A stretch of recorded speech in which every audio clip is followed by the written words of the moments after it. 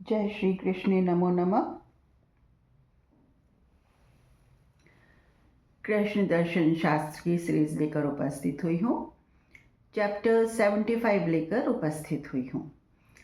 कर्मबोध ही चल रहा है कंटिन्यूएशन में, और आज हम कर्मबोध में आपको बता रहे हैं कर्म का सिद्धांत, लॉ ऑफ कर्मा। कर्म का सिद्धांत क्या कहता है? कर्म का सिद्धांत ये कहता है कि अगर आप कोई कर्म कर रहे हैं ना, तो उसका परिणाम जरूर प्राप्त होगा। हाँ, अगर आप कोई कर्म कर रहे हैं ना, उसका परिणाम जरूर प्राप्त होगा। चाहे वो परिणाम आपको तभी का तभी प्राप्त हो, चाहे कुछ समय बाद, चाहे कुछ वर्षों बाद, चाहे अगले जन्म में, पर परिणाम जरूर प्राप्त होगा। ये बात अलग है कि अगर आपने वो कर्म निष्काम भावना से किया है या अपने इष्ट को, अपने प्रभु को समर्पित किया है, वह कर्म आपने और वो फल की चिंता नहीं करी है और निष्काम भावना से किया है और अपने इष्ट को समर्पित किया है, तो उसका परिणाम ईश्वर पर, आपके इष्ट पर, आपके प्राण पर निर्भर करता है कि उसका फल वो देना चाहते हैं या नहीं देना चाहते, निरस्त करना चाहते हैं उसका फल, या उस फल से भी बहुत बड़ी चीज़ आपको देना चाहते हैं।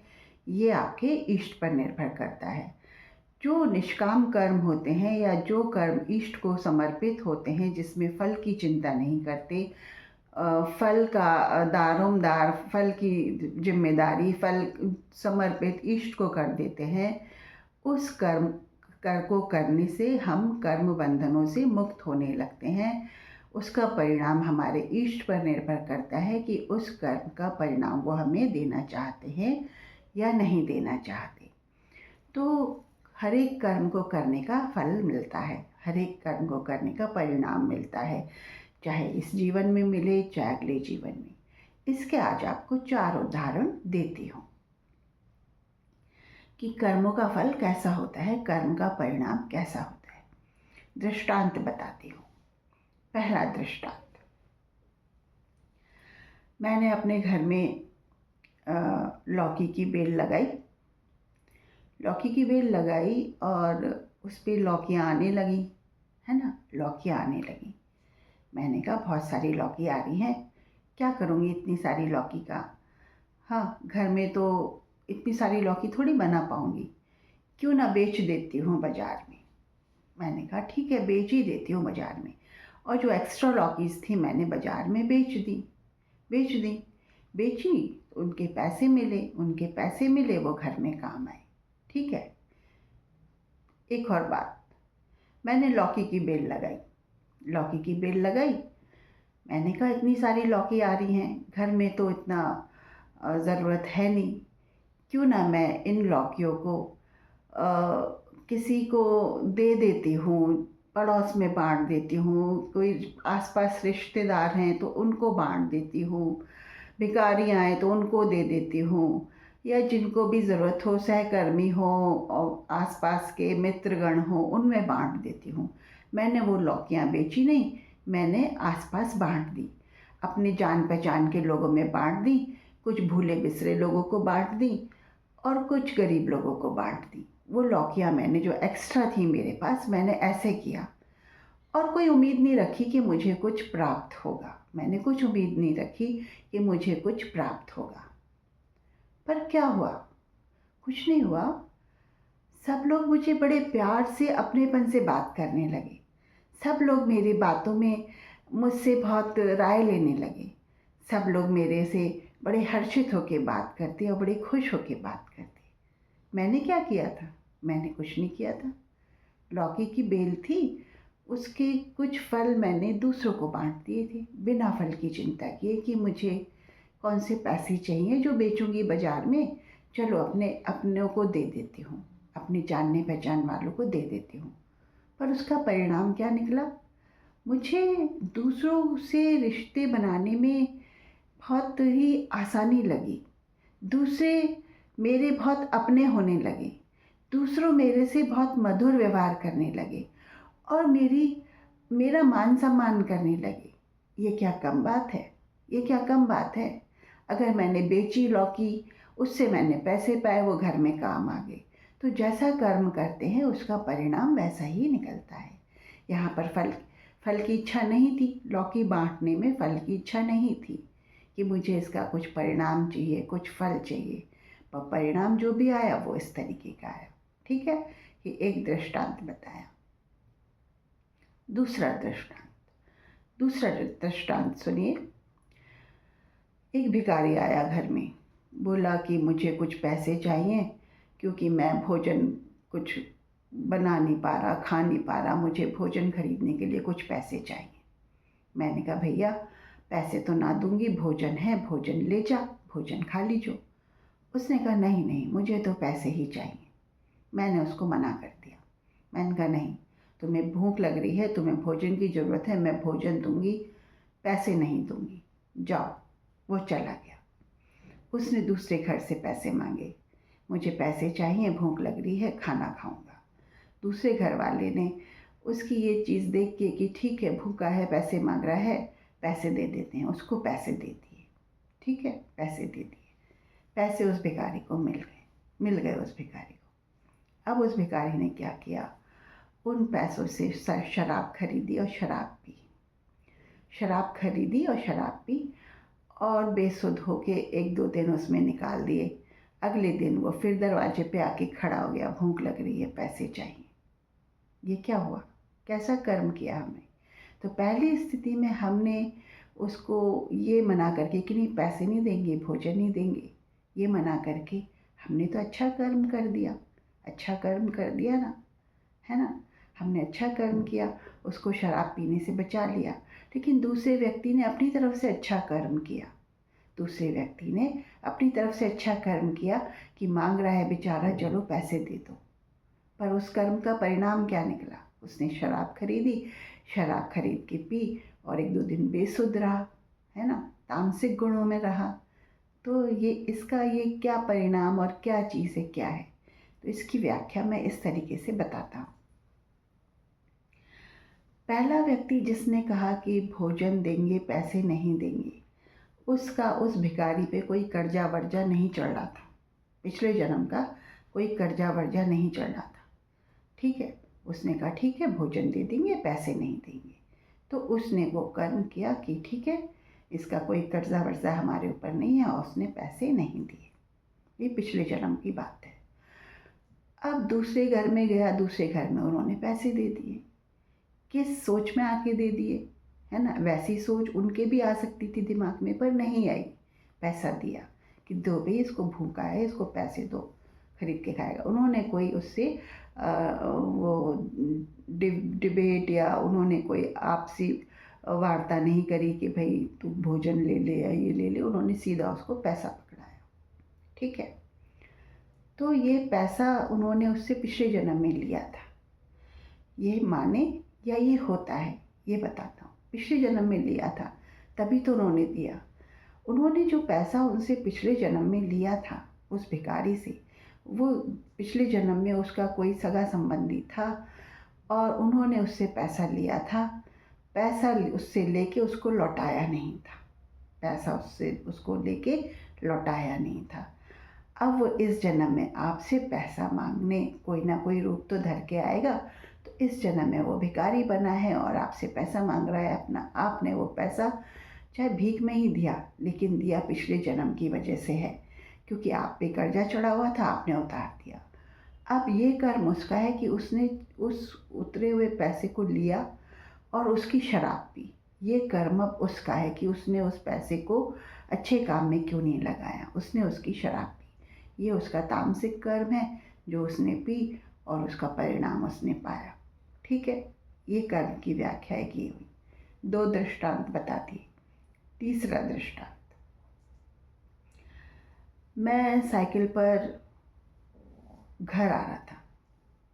ठीक है, मैं साइकिल पर घर आ रहा था। मैंने देखा एक औरत बड़ी रोती बिसूरती मेरे सामने हाथ फैला के खड़ी हो गई। बोली, बाबूजी कुछ दे दो ना बाबूजी, कुछ दे दोगे तो आपका भला हो जाएगा। मैंने कहा दे ही देता हूँ कुछ, दुआ दे रही है, भला हो जाएगा मेरा, दे ही देता हूँ। मैंने जेब में हाथ डाला, 10 का नोट था, मैंने उसके हाथ पे धर दी।